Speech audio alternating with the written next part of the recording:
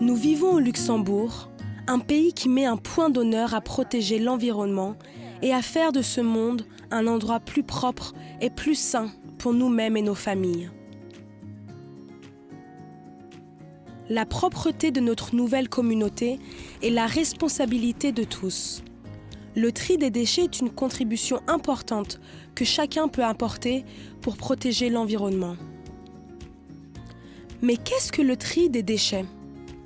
Lorsque nous séparons nos déchets, nous voulons nous assurer que différents types de déchets ne finissent pas dans la poubelle générale. Alors que nous préparons un repas et que nous voulons jeter nos déchets, nous pouvons être surpris de trouver de nombreuses poubelles pour les différents déchets. Et nous nous demandons comment trier nos déchets correctement.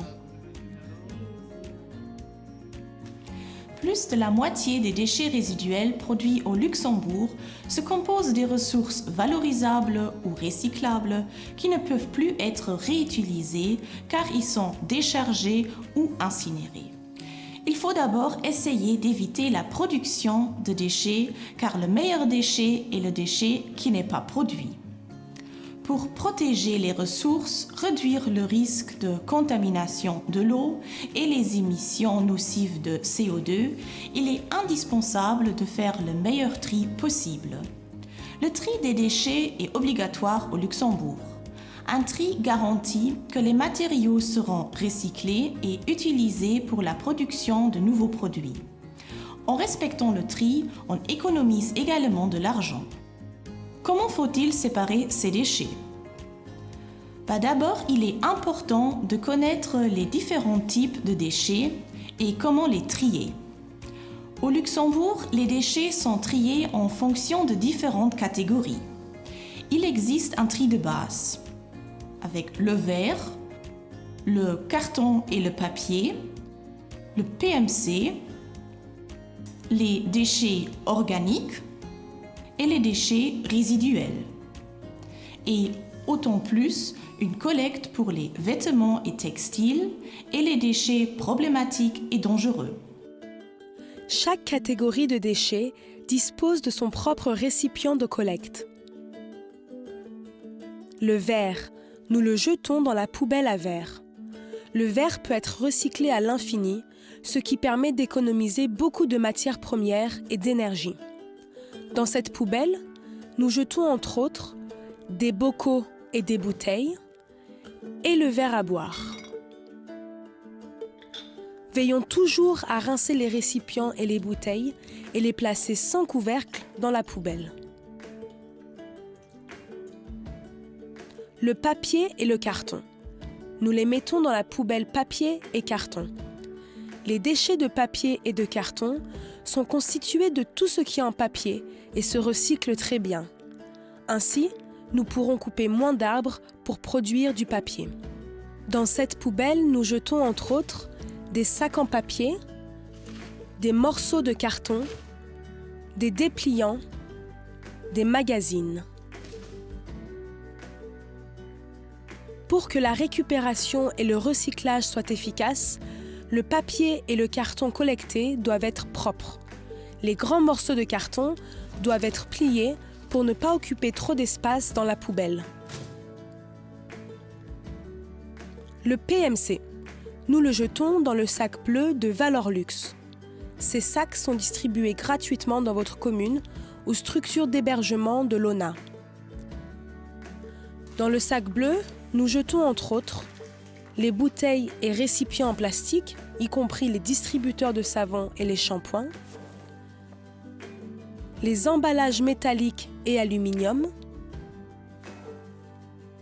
cartons de boissons, de lait ou de jus, bouchons et couvercles de bouteilles et de bocaux en verre, films et sacs en plastique, pots, gobelets et barquettes en plastique. Veillons à vider nos emballages avant de les jeter dans le sac Valorlux et de ne pas mettre de récipient de plus de 5 litres. Les déchets ménagers résiduels, jetons-les dans la poubelle grise. Ce sont des déchets qui ne peuvent pas être triés et qui seront finalement brûlés. Après avoir fait un tri de tous nos déchets, nous pouvons jeter dans cette poubelle tous les déchets non recyclables. Notez qu'une fois que vous aurez quitté la structure d'hébergement, vous serez facturé pour ce type de déchets. Dans la poubelle grise, nous jetons entre autres les déchets de salle de bain, les emballages de chips et de café, les masques chirurgicaux, le papier sale. Les vêtements et textiles. Nous les jetons dans les conteneurs à vêtements. L'un des avantages du recyclage des textiles est la possibilité de réutiliser les vêtements. On les retrouve principalement près des supermarchés, des stations d'essence et d'autres lieux facilement accessibles. Qu'est-ce qui va dans ce conteneur? Différents types de vêtements, le linge de table, la literie, couverture en laine, chaussures attachées par paires. Avant de nous débarrasser de nos vêtements, assurons-nous qu'ils soient propres et secs et mettons-les dans un sac en plastique pour les protéger. Les déchets problématiques et dangereux. Nous les jetons dans l'une des boîtes Supedreckskist si elles sont fournies dans la structure d'hébergement. Dans ces boîtes, nous jetons entre autres les piles et batteries, les appareils électriques défectueux, les produits cosmétiques et médicaments, les détergents désinfectants, les sprays, les ampoules électriques, les peintures. Les huiles de cuisson doivent être versées dans le récipient jaune. Ces déchets peuvent se décomposer et contaminer le sol et l'eau ou se mélanger à l'atmosphère. C'est pourquoi tout déchet problématique ou dangereux doit être exclusivement éliminé par la Supedreckskist. Les déchets organiques. Nous les mettons dans la poubelle organique. Les déchets organiques se décomposent progressivement et de manière naturelle. Les poubelles pour déchets organiques vous seront fournies par la plupart des municipalités lorsque vous vivrez dans votre propre maison ou appartement. Dans la poubelle organique, nous jetons entre autres les déchets de cuisine, les restes, les fruits et légumes, le marc de café et le thé, et le pain.